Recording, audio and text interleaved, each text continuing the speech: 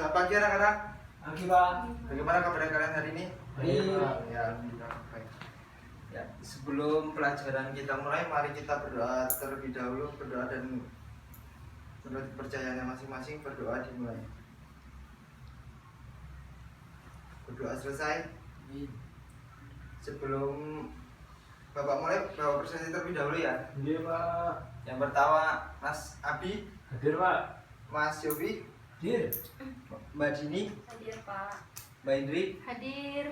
maaf ya Mas Bimo. Hadir. Ya, terima kasih. Sebelum kita mulai ke materi, Bapak mau tanya, kira-kira ada yang tahu nggak ya teks biografi itu apa? Kurang tahu ya Pak. Kurang tahu. Belum tahu Pak. Saya tahu, Pak. Bentar, Oh, Bapak ya. tulis dulu ya. Ya.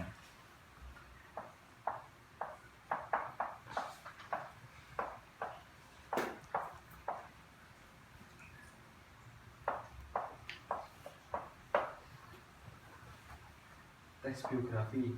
Coba Mas Bimo.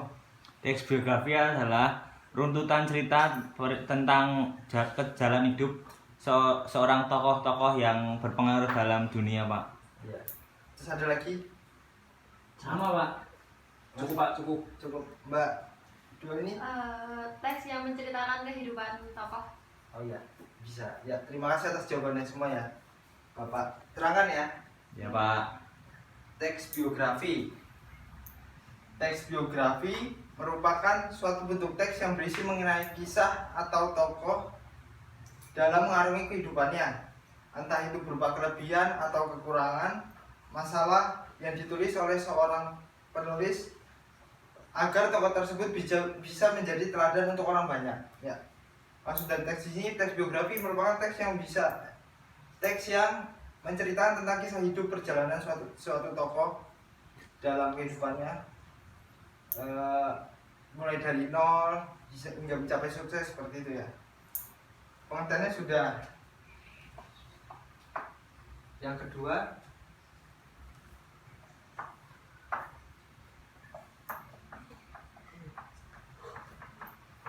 ciri-ciri teks biografi. Ciri-ciri yang pertama yaitu teks biografi harus memuat informasi berdasarkan fakta pada tokoh yang diceritakan dalam bentuk narasi. Yang kedua, memuat sebuah fakta pengalaman hidup suatu tokoh dalam memecahkan masalah-masalah sampai pada akhirnya sukses, sehingga patut menjadi teladan. Yang ketiga, teks biografi memiliki struktur yang jelas. Dari ciri-ciri ini ada yang mau ditanyakan nggak? Dari ketiga ciri-ciri ini? Belum Pak. Belum. Sekarang yang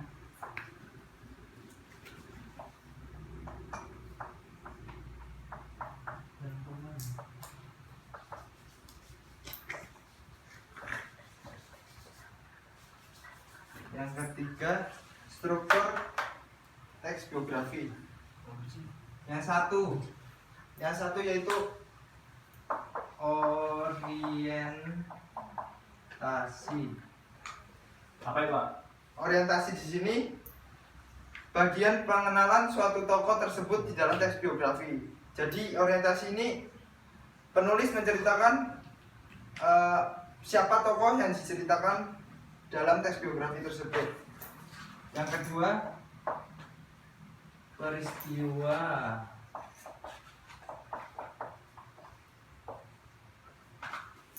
Dan masalah.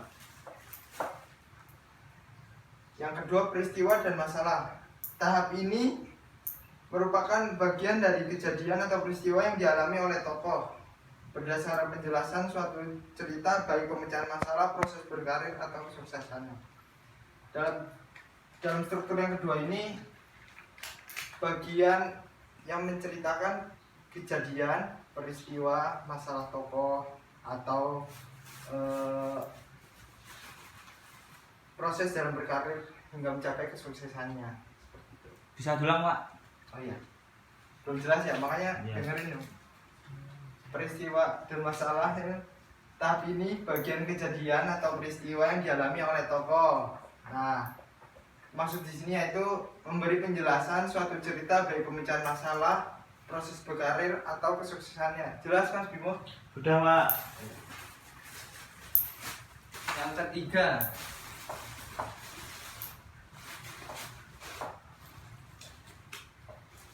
reorientasi.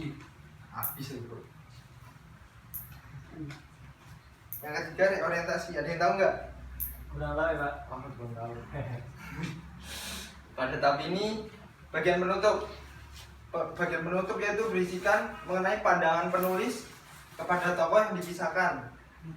Reorientasi ini bersifat opsional, boleh ada maupun tidak. Sudah jelas di struktur ini? Coba. Yang selanjutnya poin B.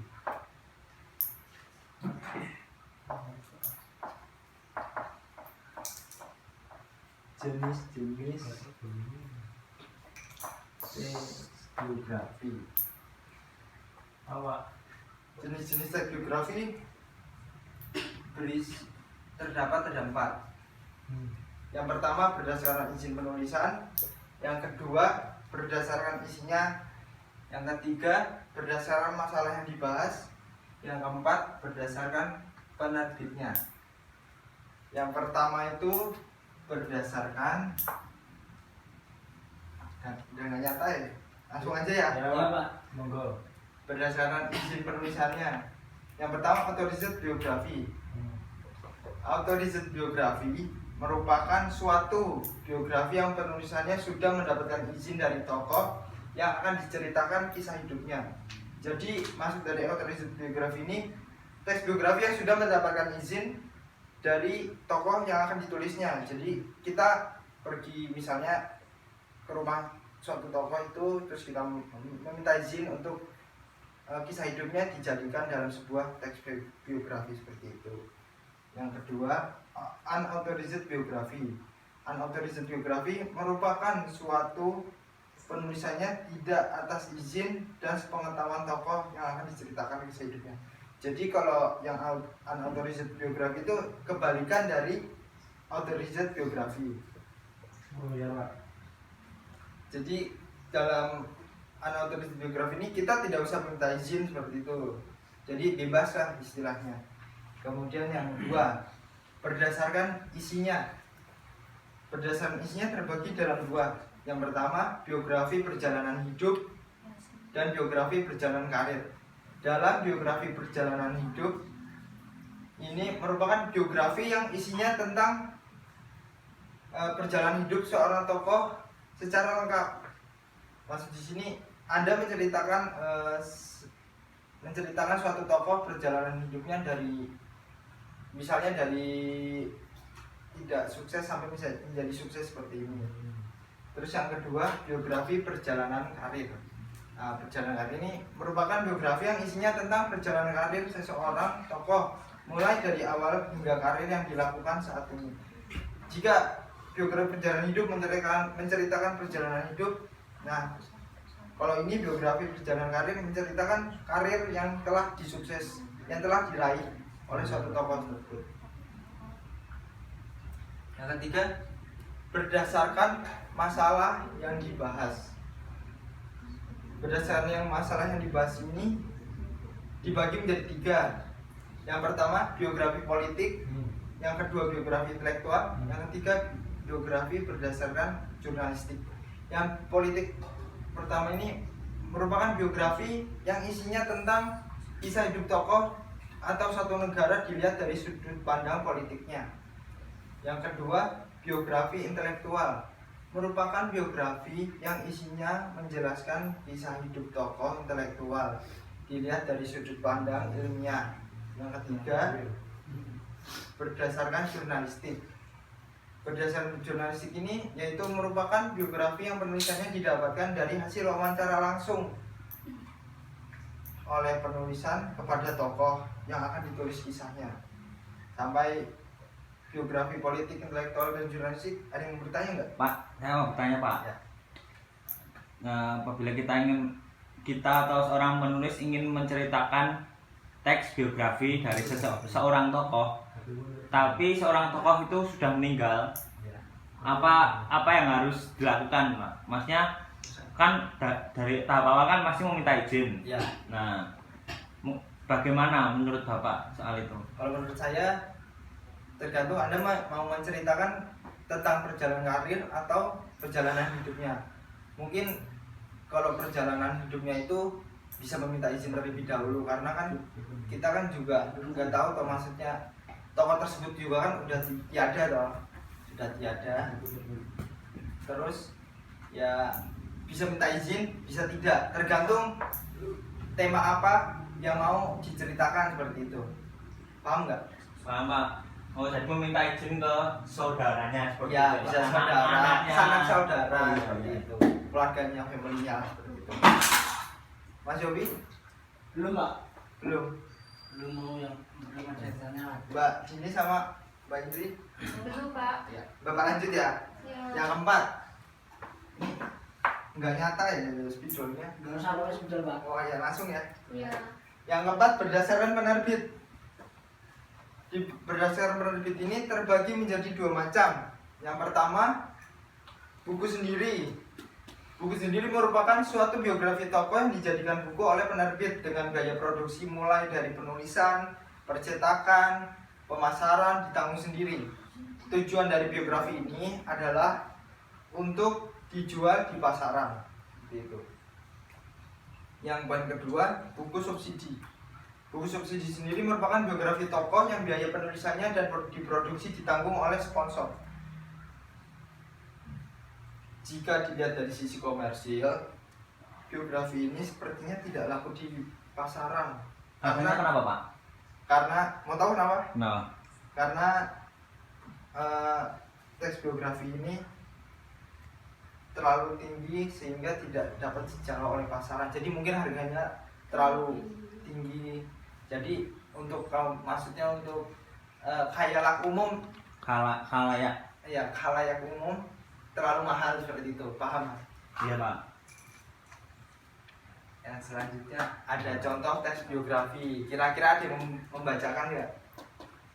Siapa ya? Mas Yofi membacakan apa enggak? Boleh? Pak, Boleh, Pak. Pak. Tapi sebelumnya Oh, saya iya. ingin bertanya. Ya.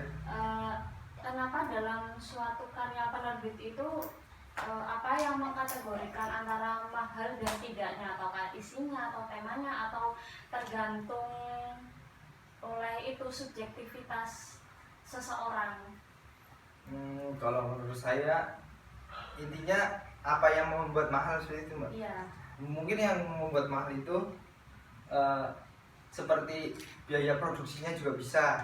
Terus kemudian biaya produksinya meliputi misalnya kita harus keluar kota untuk mewawancarai langsung tokoh tersebut.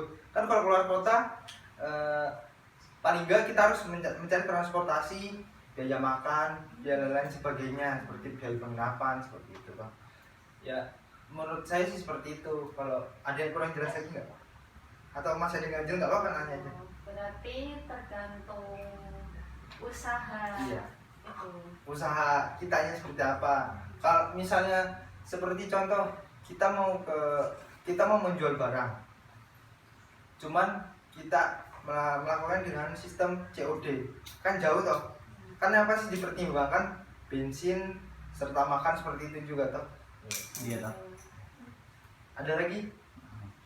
Mas Kalau- Bimo ada nanya nggak? Kalau menurut saya Pak, saya boleh menambah ya Pak? Bapak? boleh nambahkan aja nggak apa-apa. Kalau menurut saya karya yang mahal itu bisa diambil dari sudut konotasi dan denotasi Pak. Iya. Terus Kalau dari sudut konotasi sendiri, denotasi sendiri kan makna mahal kan memang melambangkan, merepresentasikan tentang mahar atau harga. iya.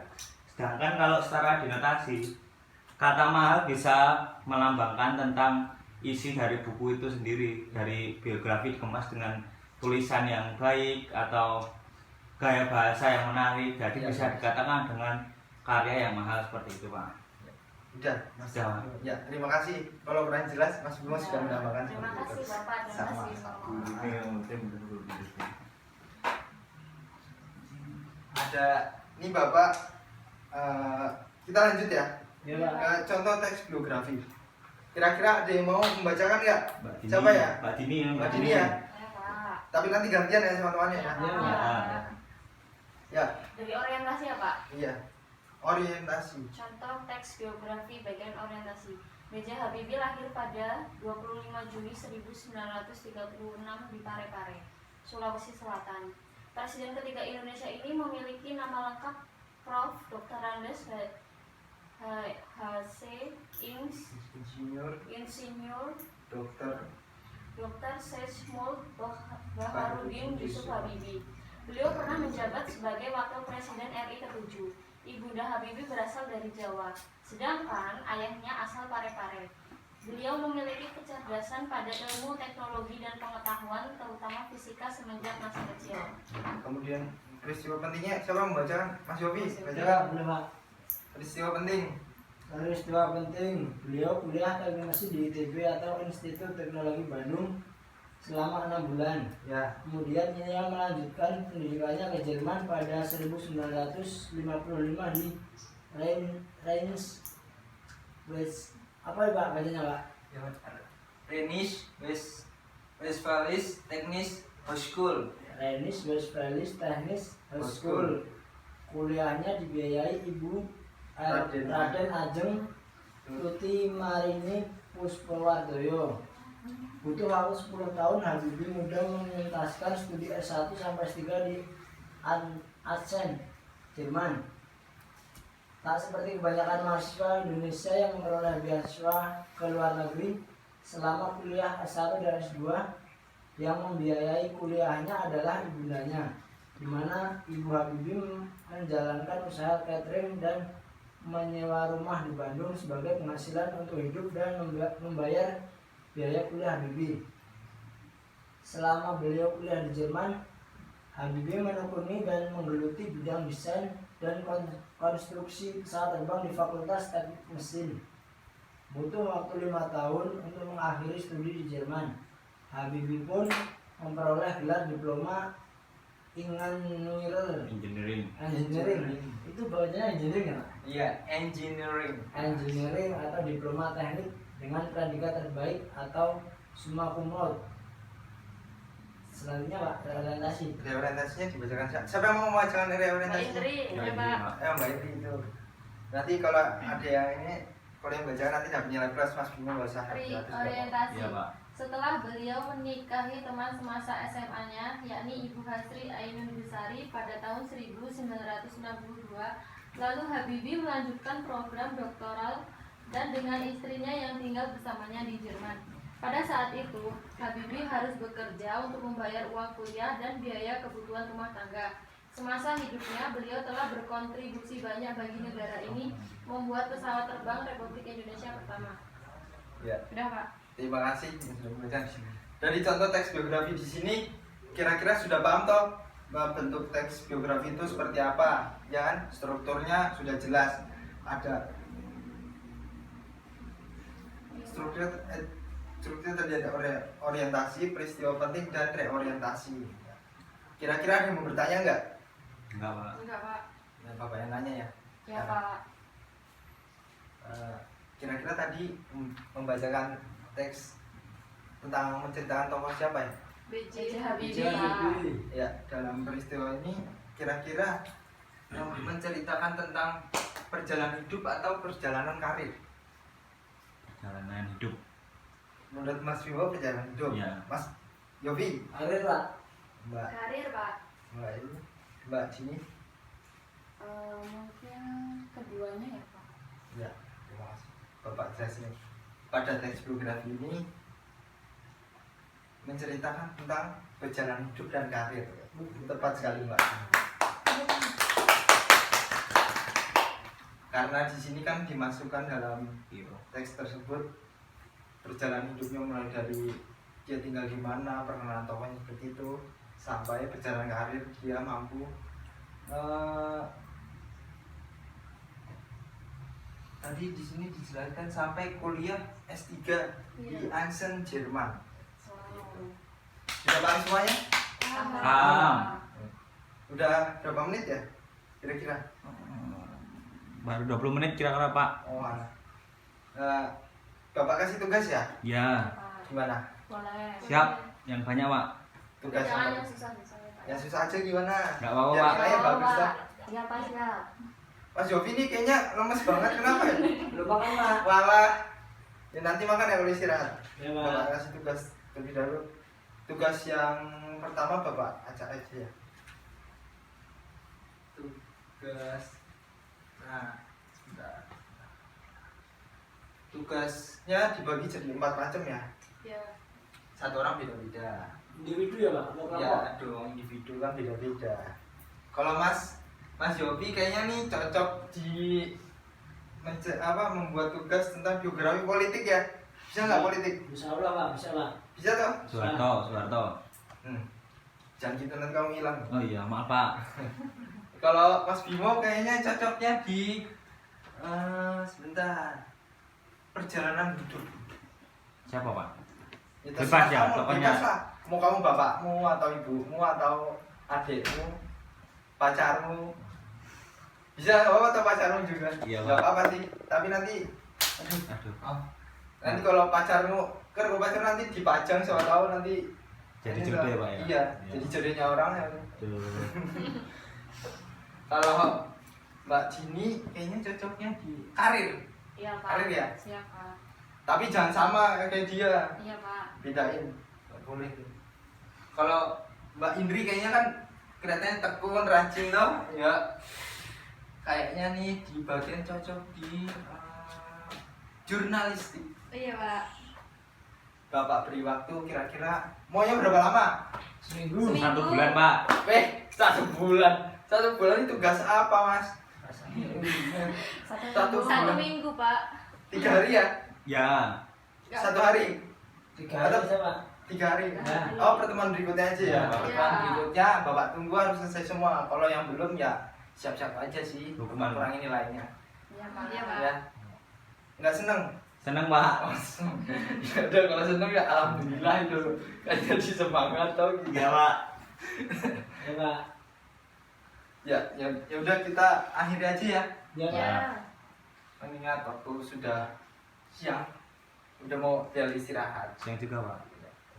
Sebelum mengakhiri pembelajaran ini, mari kita berdoa. Sebentar. Presensi, Belum, Pak. presensi. Oh, iya. Sebentar ya. Di presensi dulu soal ada yang bolos tuh tadi. Ada Pak kayaknya. Ada, Pak. Iya. Ada, Pak. Bolos, Pak. Tadi Bapak lagi nulis ya? Iya. Wah.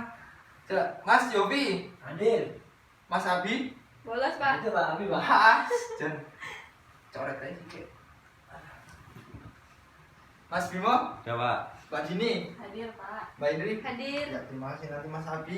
Besok Mas Abi Itu kayaknya. Pak, udah 2 kali ngulang mata pelajaran Bapak ya? Walah, panas. Kan kita kan sekolah bukan kuliah. Oh iya, maaf Pak. Kamu lupa? Ya Pak. Kayaknya Mas Abi ini disuruh ini aja di. Panggil aja orang tuanya Pak. Panggil orang tuanya, bisa Pak. tak panggil orang tua. Bilangin Mas Abi. Jangan naik kelas ya Pak. Biografi intelektual ya. Tapi Ya. kalau kelihatan copy paste dari internet, Bapak coret langsung. Ya Pak. Sudah pasti copy paste Pak dia Pak. Ya sudah. Udah ya kita akhiri ya. Ya Iya. Pak. Kita akhiri. Sebelum kita akhiri, kita berdoa menurut kepercayaan dan keyakinannya masing-masing. Berdoa. Dunia. Alhamdulillah. Amin. Terima kasih anak-anak. Sama-sama Pak. Jangan lupa belajar. Kita harus menjaga kesehatan di masa pandemi ini. Siapa? Kamu kok ngedekin ini? Enggak Pak kan? Gini Pak. Oh, ya. Tetap semangat, jaga Ya, Pak. kesehatan. Minggu depan ketemu Bapak lagi ya. Siapa? Ya, semangat ya. Ya. Semangat toh? Enggak apa-apa Pak. Yes. Yes. Terima kasih anak-anak. Wabillahi taufiq wal hidayah. Assalamualaikum warahmatullahi wabarakatuh.